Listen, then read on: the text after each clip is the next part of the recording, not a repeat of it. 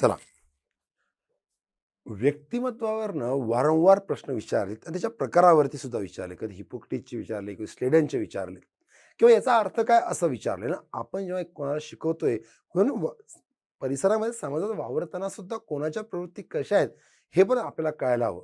आणि म्हणून तुम्हाला टीईटीला बऱ्यापैकी याच्यावर प्रश्न दिसतात. हे एक लक्षात कसं ठेवायचं हे तर सांगेलच मी याचं लॉजिक, पण त्याच्या अगोदर ना ही संकल्पना समजून घेऊ, काय ती पण महत्वाची आहे. नमस्कार, मी डॉक्टर निलेश आपल्या सगळ्यांचं आपल्या या टीईटी प्लॅटफॉर्मवरती स्वागत करतो. मित्रांनो, सगळ्यात पहिल्यांदा जे हिपोक्रेटिस होते यांनी सगळ्यात पहिल्यांदा व्यक्तिमत्वाचे प्रकार केलते. मग याला त्यांनी द्रवानुसार केलं होतं. द्रवाची गुण, ज्याला ह्युमर सुद्धा म्हणतो आपण. म्हणून याला ह्युमर थेरी किंवा द्रव सिद्धांत असं सुद्धा म्हटलं जातं. काय म्हटलं जातं?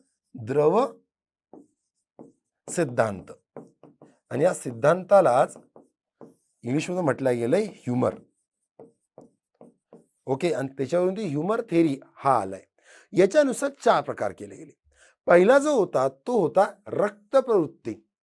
रक्त म्हणजे सॅंग्वा. सॅंग्वाचा अर्थ कुठे आला तर याचा अर्थ होतो रक्त. सॅंग्विव्होरस. तुम्हाला एक नवा शब्द सांगेल मी, सॅंग्विव्होरस. याचा अर्थ होतो रक्त पिपासू, रक्त पिणारे, जसे की जळू, लीच. कळतं? आपण कोण आहोत? ओमनिव्होरस. आपण काही खाऊ शकतो. हरण, बकऱ्या काय झाल्या? हर्बी होरस, म्हणजे फक्त धान व्हेज खाणाऱ्या. आणि जे स्ट्रिक्टली नॉनव्हेज करतात ते झाले कार्निव्होरस. म्हणजे सॅंग्वी, हर्बी, कार्निव्होरस आणि आपण कोण झालो? ओमनिव्होरस. चला मुद्द्यावर परत येऊ आपल्या. तर रक्तप्रवृत्तीचे लोक कसे असतात? आपण कसं म्हणतो, उसका खून खोलता है. तसेच म्हणजे खूप ऊर्जा असते या लोकांमध्ये. सॅंग्वाईनचा अर्थ पवित्र पण होतो, म्हणजे बऱ्यापैकी खुश असतात आणि एनर्जेटिक असतात. कळतंय? दुसरी आहेत पित्त प्रवृत्ती, म्हणजेच कॉलरिक. हे सुद्धा एनर्जेटिक असतात. आपण म्हणजे तडतडे लोक.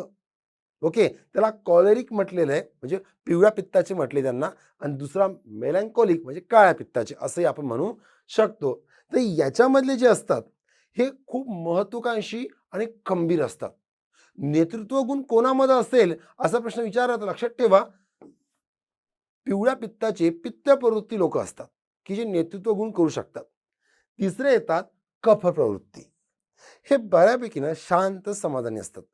फ्लेगमॅटिक, याला फ्लेगमॅटिक शब्द सुद्धा वापरला. फ्लेगम म्हणजे कफ.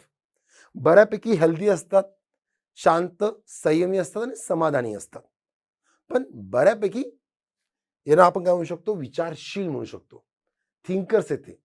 आणि चौथा येतो तो म्हणजे मेलॅन्कोलिक, म्हणजे काळ्या पित्ताचे, ब्लॅकवाले, की ज्या ब्लॅक बाईलचे, की जे बऱ्यापैकी क्रिएटिव्ह असतात, सर्जनशील असतात, वैचारिक असतात, चिंतनशील असतात. मेनली क्रिएटिव्ह तुम्ही लक्षात ठेवू शकता. कळतं? चौघ सुद्धा बघा. आणि हे प्रश्न विचारलेत आपल्या टीईटी मध्ये. म्हणजे सॅंग्वीवरून रक्त म्हटलं, खोलता हुआ खून म्हणजे उत्साही लोक, आनंदी लोक. सॅंग्वाईनचा अर्थ पवित्र म्हणजे आनंदी लोक.